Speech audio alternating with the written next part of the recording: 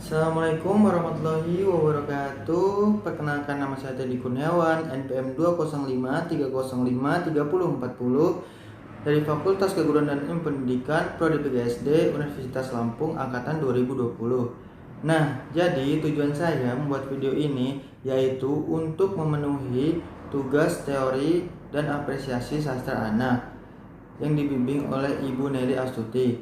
Nah, untuk selanjutnya marilah kita simak video berikut ini. Assalamualaikum warahmatullahi wabarakatuh. Apa kabar anak-anakku semua? Alhamdulillah baik semua ya. Nah, jadi di materi kali ini kita akan membahas tentang unsur intrinsik dan ekstrinsik dalam sebuah cerita. Nah, sebelum kita masuk ke pembelajaran ini, ada yang tahu nggak sih unsur intrinsik dan ekstrinsik itu apa gitu? Ada yang tahu nggak? Nah, jadi ini Bapak jelaskan. Nah, jadi unsur intrinsik ini adalah unsur yang membangun sebuah karya sastra dalam sebuah cerpen ataupun cerita karya itu sendiri. Nah, unsur intrinsik ini terdiri dari yang pertama yaitu ada tema. Nah, untuk yang kedua yaitu ada tokoh. Selanjutnya yaitu ada sudut pandang. Nah, untuk yang kelima ada alur ataupun plot.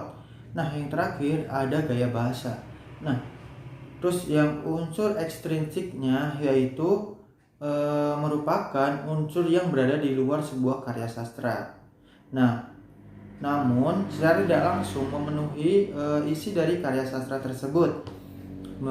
Beberapa unsur ekstrinsik yang berkaitan dengan pembuatan karya sastra ini diantara lainnya yaitu ada latar belakang pembuatan ataupun penciptaan cerita ataupun karya tersebut. Nah, terus yang selanjutnya yaitu ada latar belakang pengarang. Nah, untuk yang terakhir yaitu ada situasi atau keadaan masyarakat. Nah, mungkin itu ya. Nah, untuk yang selanjutnya Bapak akan menampilkan sebuah video. Nah, jadi nanti kita bisa analisis, kita bisa lihat dulu, terus nanti kita bisa mencari unsur intrinsik dan ekstrinsik dari dari film tersebut ya. Nah, langsung saja filmnya Bapak akan tampilkan. Nah, bisa kita lihat dulu ya. Nah, udah selesai ya. Nah, jadi selanjutnya kita akan mencari unsur intrinsik dan ekstrinsiknya. Nah, ini yang pertama yang harus kita cari yaitu judul. Nah, tadi judulnya apa? Kan tadi udah Bapak kasih tahu ya. Nah, benar ya. Nah, jadi judulnya yaitu Serdadu Kumbang. Nah, judul film Serdadu Kumbang itu kayak menggambarkan tentang suasana seorang anak yang meraih cita-citanya dengan semangat seperti seorang serdadu ataupun tentara. Nah, untuk temanya, di sini temanya dibagi menjadi dua, yaitu ada tema minor dan tema mayor. Nah, tema minor itu yang pertama ini ada cuplikan kata-katanya yaitu sejarah dan pengetahuan itu penting. Nah, tadi ada buktinya bahwasanya Ame ditanya, "Apa kabar Indonesia hari ini?" Dia menjawab, "Indonesia bermain bola." Lalu salah satu teman prianya bertanya tentang Laut Alas. Nah, ternyata itu bukan laut, melainkan Selat Alas karena diapit oleh dua daratan ataupun gunung. Nah, selain itu, satu teman wanitanya juga bertanya, dari Rinjani atau Tambora, mana yang lebih tinggi? Nah, ternyata dulunya lebih tinggi Ambora, tetapi sekarang Rinjani lebih tinggi Gunung Rinjani. Hal ini dikarenakan dulunya Gunung Ambora pernah meletus sehingga menghilangkan separuh bagiannya, bahkan sampai mengubur lebih dari 3 kerajaan. Nah, di situ juga ada kata-kata usahakan jangan pernah terlambat ketika bersekolah. Nah, buktinya tadi itu Ame dan teman-temannya yang terlambat masuk sekolah dengan berbagai macam alasan.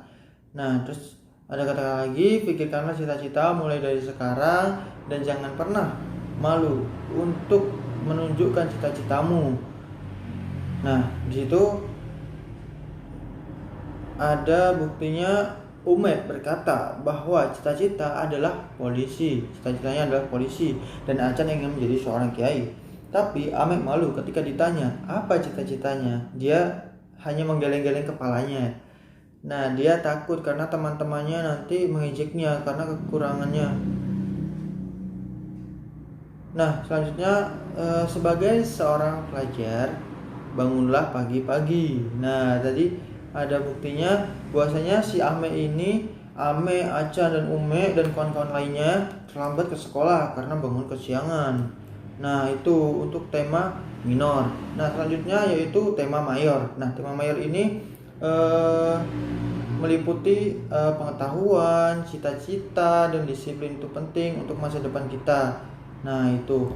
Nah, untuk selanjutnya yaitu ada penokohan. Nah, penokohan ini ada dua, yaitu yang pertama tokoh utama, yang kedua yaitu tokoh tambahan. Nah, tokoh utama ini yaitu tokoh yang membawa pesan dari cerita yang dimainkan. Terus ada juga argumennya. Argumennya itu menurut hemat saya tokoh utama dalam film Saudara Kumbang adalah Ame. Kenapa Ame? Nah, kenapa? Karena Ame yang muncul pertama kali dalam film dan menjadi pusat dalam film ini. Tuh, dan menyalahkan dirinya supaya semua temannya dapat mengikuti ulangan, dan dia menukarkan anak kambing dengan sebuah handphone untuk menghubungi ayahnya yang berada di Malaysia. Nah, mendapatkan operasi gratis untuk mengoperasi bibir sumbingnya. Setiap sore ia selalu berlatih menjadi penyiar berita yang profesional. Nah, itu ya untuk tokoh utamanya yaitu Ame. Nah, untuk tokoh tambahannya itu dibagi menjadi dua. Nah, untuk yang pertama tokoh tambahan sekunder. Nah, tokoh tambahan sekunder ini yaitu Umbe, Acan, dan Minun. Kenapa bisa mereka? Nah, dikarenakan Umbe dan Acan adalah sahabat karib Ame, dan Minun selalu menghibur adiknya ketika bersedih dan selalu menyemangati adiknya. Nah, untuk yang selanjutnya yaitu ada tokoh tambahan komplement. Nah, di situ ada Pak Alim, Pak Openg, Ketut, dan Zakaria. Buktinya adalah tokoh ini muncul tapi tidak terlalu banyak muncul dan tidak dekat dengan tokoh utama. Nah, untuk yang selanjutnya yaitu tokoh ini juga dibagi menjadi dua gitu. Nah, yang pertama itu ada tokoh nyata, terus ada tokoh maya. Nah, ada dua itu ya. Nah, untuk yang tokoh nyata ini, tokoh yang benar-benar muncul gitu. Tokoh yang benar-benar muncul dalam cerita ini gitu. Nah, itu tuh siapa gitu. Nah, contohnya ini si Ame, Umbe, dan Acan, dan lain-lain. Nah, kenapa bisa mereka? Nah, karena tokoh-tokoh di atas ini ikut dalam film ini dan muncul secara nyata. Nah, untuk yang selanjutnya yaitu ada tokoh maya. Nah, tokoh maya ini tokoh yang hanya disebut saja, tapi orangnya itu tidak ada gitu. Nah, ini tuh siapa gitu. Nah, contohnya ini orang Malaysia dan guru bahasa Indonesia. Nah, bapak ya orang Malaysia ini termasuk bapaknya Ame ya. Nah, bukti ini tuh contohnya tokoh di atas tuh karena tidak mengikuti film dan tidak muncul. Nah, itu yang sudah bilang tadi, ini tidak muncul dalam film tersebut, makanya disebut dengan tokoh maya gitu. Nah, untuk yang selanjutnya menurut tokohnya dibagi menjadi tiga juga ya. Menurut tokoh itu dibagi menjadi tiga, yaitu ada tokoh protagonis. Nah, yang seperti yang awal Bapak bilang tadi ya, ada kayak sebuah karakter gitu loh. Nah, karakter itu ada yang protagonis, antagonis, dan di sini juga ada satunya tritagonis. Nah, untuk yang tokoh protagonis ini yaitu tokoh yang baik gitu. Nah, contohnya seperti Ame, Umbe, Acan, dan lain-lain.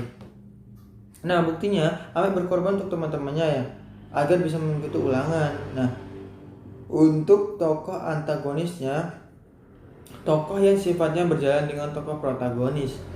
Nah, itu tuh contohnya Bapak Alim. Nah, kenapa bisa Bapak Alim? Nah, karena Bapak Alim ini selalu berbuat seenaknya terhadap murid-muridnya dan tidak pernah memperhatikan murid-muridnya. Nah, tokoh protagonis yang ketiga ya, tokoh yang tidak memihak tokoh protagonis ataupun antagonis. Nah, itu contohnya siapa? Kepala sekolah. Nah, kenapa bisa kepala sekolah? Karena kepala sekolah ini tidak membela Pak Alim ataupun murid-muridnya. Nah, jadi itu. Nah, untuk perwatakan, untuk perwatakan ini di sini tuh ada ya ini ya, ada Ame, Umbe dan Acan ini dikenal orang yang jahil gitu. Kenapa bisa disebut jahil? Nah, karena dia mencuri buah jeruk milik Pak Haji Idrus. Nah, terus yang selanjutnya itu ada Minun. Nah, Minun ini perhatian orangnya gitu. Kenapa bisa perhatian? Ya karena rela mengambil uang tabungannya untuk mengambil kuda milik adiknya gitu ya, yang bernama Modeng. Nah, selanjutnya yaitu ada Ibu Mbok. Nah, Ibu Mbok ini orangnya sabar gitu. Nah, dia selalu menasihati murid-muridnya jika berbuat nakal. Terus yang selanjutnya ada Bapak Alim. Bapak Alim ini orangnya termasuk orang yang kasar gitu. Karena apa? Selalu membentak murid-muridnya jika melakukan sedikit kesalahan. Nah, yang selanjutnya ada Pak Pin. Nah, orangnya ini, Pak Pin ini adalah orang yang sabar, tetap berkata baik walaupun ia sedang marah. Dan Ame, ya terakhir itu orangnya baik. Buktinya ia berkata bahwa ia rela dihukum asalkan semua temannya dapat mengikuti ulangan. Nah, itu ya. Nah, untuk alur ceritanya yaitu dari segi situasi itu Ame bermain kumbang hitam, dan dari sing action itu Ame bermain kuda dengan Umbe, dan untuk generasi Shinrumenshi itu dia dihukum dan dimarahi oleh guru. Dan kelimanya yaitu semua murid SDN dan SMP Matahari tidak lulus ujian nasional. Dan di nomenya semua murid SDN dan SMP mantar lulus ujian nasional. Nah, itu ya.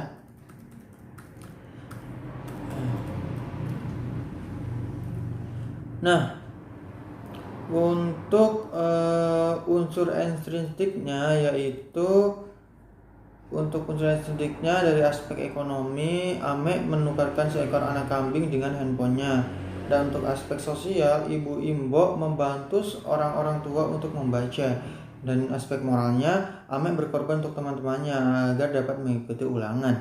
Nah, untuk yang selanjutnya yaitu ada hal yang berkaitan dengan dunia nyata, yaitu anak-anak pernah terlambat sekolah. Terus yang kedua, orang tua ada yang menjadi TKI di Malaysia. Nah, terus yang ketiga, murid-murid pernah dihukum dan dimarahi. Terus yang terakhir, banyak orang tua yang buta huruf. Nah, untuk selanjutnya yaitu hal yang patut diteladani itu apa? Rela berkorban untuk teman-temannya atau sesama, terus memikirkan cita-cita mulai sekarang, berpikir tentang masa depan, tidak rendah diri gitu. Jangan pernah menyerah dan belajar dengan giat. Nah, jadi itu ya. Nah, mungkin ini ada kesimpulan dari cerita ini, yaitu dari uraian di atas bisa kita simpulkan bahwasanya film ini layak ditonton oleh seorang pelajar karena mengandung unsur-unsur positif yang membangun cerita ini. Nah, itu ya mungkin ya anak-anakku. Nah, mungkin itu saja dari Bapak, kurang lebihnya mohon maaf. Wassalamualaikum warahmatullahi wabarakatuh.